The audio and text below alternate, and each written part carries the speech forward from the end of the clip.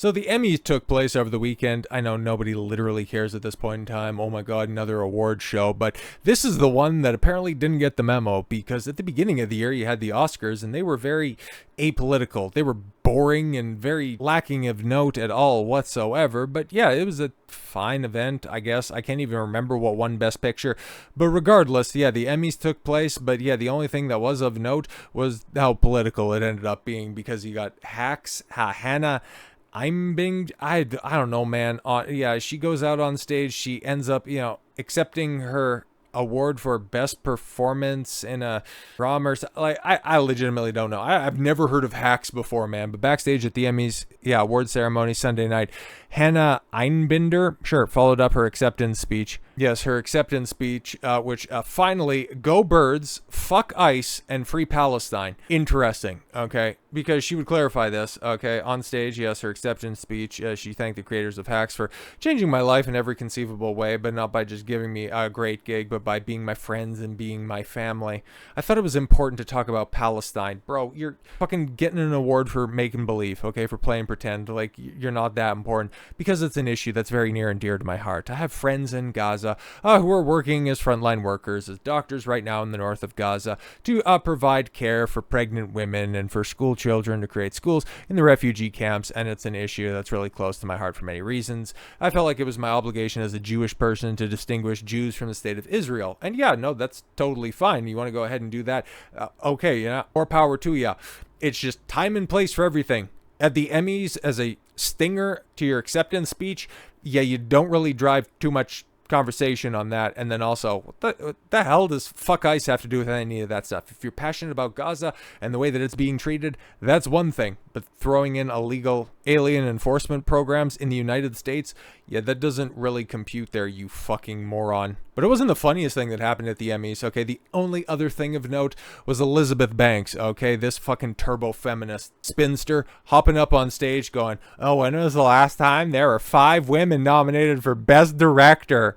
Elizabeth Banks humiliated at the Emmys after the woke rant backfires. I won't play it for you because I despise Elizabeth Banks. But because the payoff is just, you know what? I'll probably play the payoff because that's just, it's a piece de resistance. Banks presented the outstanding directed for a limited or anthology series or movie. Banks relished the fact that most of the nominees were women, which obviously meant the odds were in favor and against the lone male director that was up there. To Banks, it wasn't about who did the best job, but it was all about their gender. And when was the last time a directing category had 5 women and 1 man? She said and smiled to the audience, made up of Hollywood actors and creatives at the event. Erupted. Yeah, I did not even bother to look that up, but I think we're all going to agree it was a never. Banks then named the 6 nominees listed below, and when naming Philip Berrettini, yes, being nominated for Adolescence, and 2 of the women, by the way, were nominated for episodes of The Joker, which is fucking retarded. They won 8 technical Emmys at the tail end of last week, and then they won 1. I think Christina Milioti won an acting Emmy, and she's not even going to be brought back for The Penguin 2. Fucking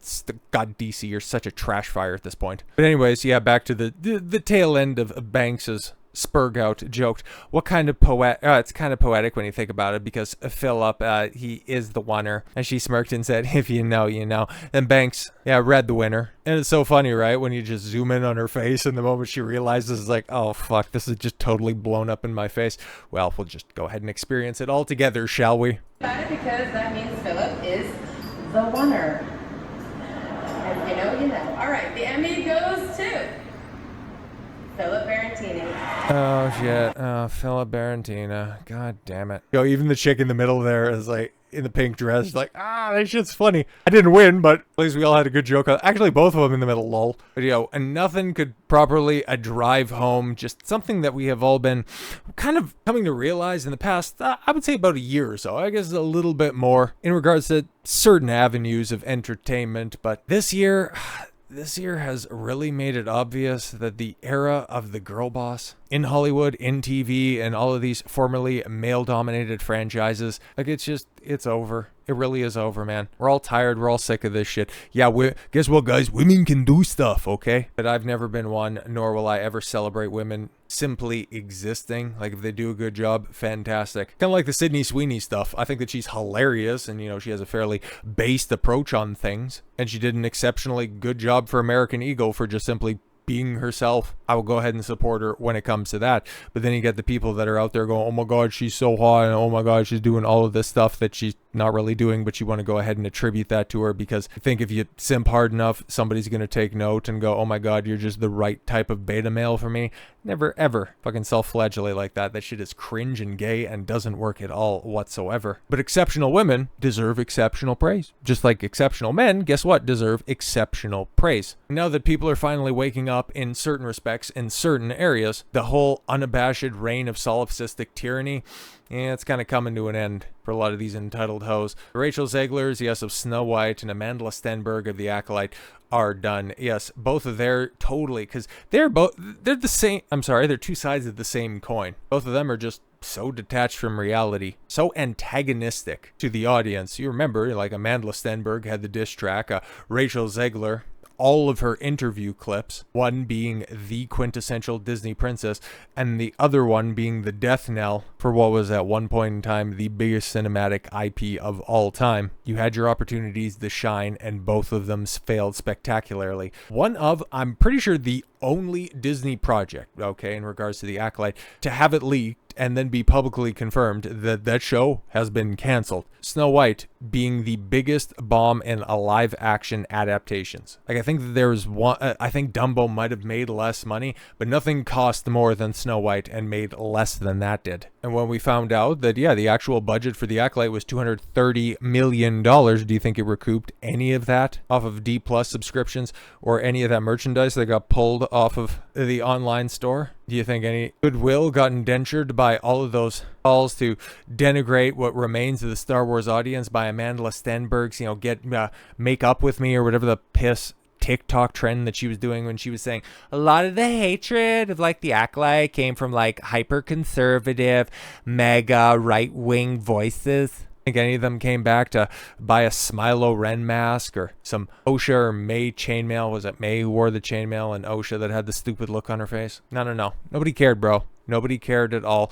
whatsoever, and it's done. Rachel Zegler burst onto the scene with a powerful performance in The West Side Story and The Hunger Games, The Ballad of Songbirds and Snakes. Yeah, but you're kind of missing, like, she had a couple of other bombs in there as well. But yeah, Hunger Games might have broke even. West Side Story was a flop. She caused so much of a stir and a mess behind the scenes that even Steven Spielberg, yeah, he started to distance himself from her as well. But yeah, you also had Shazam in there as well. Come on, we can't forget about the great Shazam movie.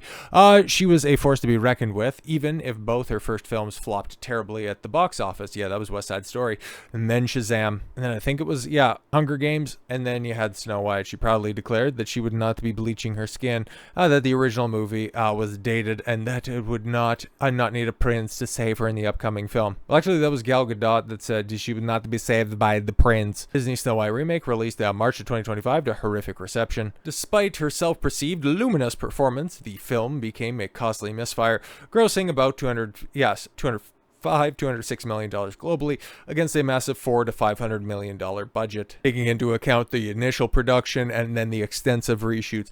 And then, of course, yeah, the laborious marketing campaign as well, earning the dubious label of historic box office flop. In the aftermath of this polarizing performance and public image, Zegler has only, yes, one confirmed upcoming project. Oh yeah, but she's on Broadway or London's East End and being upstaged by her understudy. Oopsie daisy. But then also, she's not the only one. Let's talk about Diss Track Queen, whose career really does seem to be over. But that's right, she can fall back on her white daddy's millions of dollars. Amandla Stenberg has also been unafraid to speak her mind from early recognition in The Hunger Games in 2012. Really? Funny, that connection there. That's interesting. And the hate you give, okay, in recent roles in genre and indie fare like Bodies, Bodies, Bodies, and My Animal. I'll take your word for it.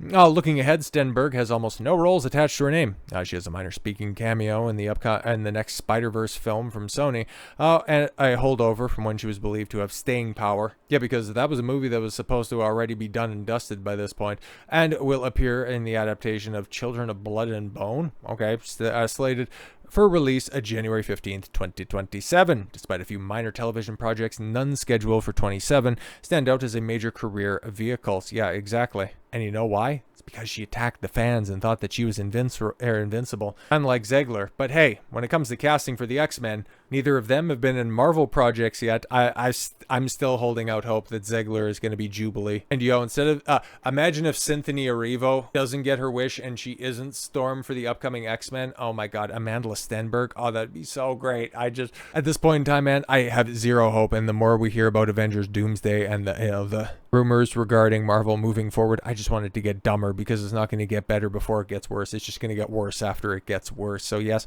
the era of the girl boss is over. Hollywood continues to be a parody of itself, and honestly, the only thing we can do at this point in time is laugh at their demise. So with all that said, thank you all very much for the gift of your time. I've been Don Consuelo. I want you to follow your gut and get after it. Take care, everyone.